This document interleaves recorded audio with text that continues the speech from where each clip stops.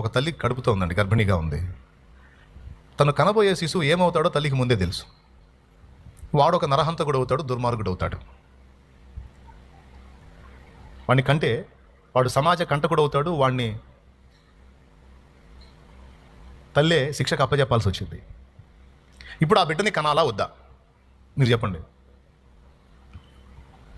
కడుపులో ఉన్న బిడ్డ పుడితే వాడు ఏమవుతాడో అమ్మకు ముందే తెలిసిందండి. ఇప్పుడు వాడు తేడా అవుతాడు, వాడు నరహంతకుడు అవుతాడు, లేదా సమాజానికి కీడుకరంగా అవుతాడు. వాడిని తల్లే శిక్షకు అప్పచెప్పాల్సిన పరిస్థితిలోకి వాడు వెళ్తాడు. ఇప్పుడు వాడిని కనాలా, కనడం ఆపేయాలా? ఏమండి, కష్టపడి వాడిని కననేలా, పెంచి పెద్ద చేయనేలా, వాడు ఆ దరిద్ర పనులు చేయనేలా? ఇంతసేటు కష్టపడి కని పెంచి పెద్ద చేసి వాడి కోసం నానా బాధలు పడి చివరికి వాడు సీదర్లు చేసి చివరికి ఆమె చేతులతోనే ఆమె శిక్షకు అప్పచెప్పనేలా? అసలు వాడిని కనకుండా ఉంటే ఆదిలోనే పోయిద్దిగా. ఏంది మీ ఆలోచన?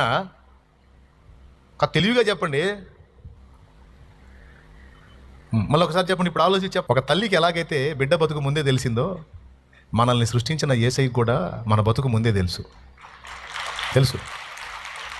మనం ఎంత పాపులమో తెలుసు, ఏ విధంగా ఎంత దరిద్రంగా తయారవుతామో ముందే తెలుసు ఆ మహానుభావుడికి. అయితే ఆయన ఏమనుకున్నాడో తెలుసా?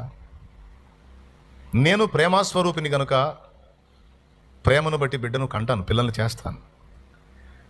వాళ్ళు నా ప్రేమను చులకనగా తీసుకొని నేను ఇచ్చిన చనువును ఆసరా చేసుకొని గడ్డి తినే చేష్టాలు చేసి పాపం చేసి శాపంలోకి వెళతారు.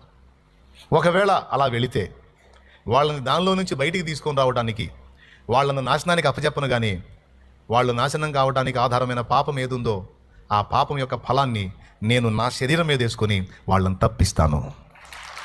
ఆ తప్పుడు జీవితం దిద్దుకొని మారు మనసు పొంది నా అవకాశాన్ని నేను ఇస్తా.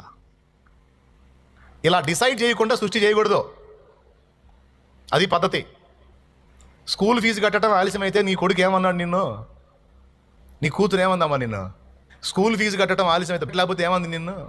వెధవా బ్యాగ్ కొనిపెట్టలేకపోయి ఎందుకు అన్నావే నన్ను అమ్మ? డాడీ స్కూల్ ఫీజు కట్టడం నీ చేతగాలి ఎందుకు అన్నావు డాడీ? మరి మమ్మల్ని ఎప్పుడన్నా తగలేదు ఈ మాట? ఏమయ్యా, మమ్మల్ని సృష్టించేటప్పుడు నీకు తెలియదా మేము ఏదో పనులు చేస్తామని? తెలుసా తెలియదా? అదే నేను భవిష్యత్తు తెలిసినోడు అంటావు మళ్ళీ. మరి తెలిసినోడివి మేము దరిద్రంలో అని తెలుసుగా, మమ్మల్ని ఎందుకు సృష్టించాలి? మేము ఈ దరిద్ర పనులు ఎందుకు చేయాలి? మళ్ళీ నువ్వే శిక్షిస్తానంటవి. కాపాడటం చేతగాని వాడివి మమ్మల్ని ఎందుకు చేసావు దేవా అని అడుగుతాం మనం. అది పాయింట్. మా పాపం నుండి మమ్మల్ని విడిపించడం చేతగానోడివి ఎందుకు చేసావయ్యా అంటాం. అనిపించుకోడు దేవుడు. అందుకే ఆ డైలాగ్ మనం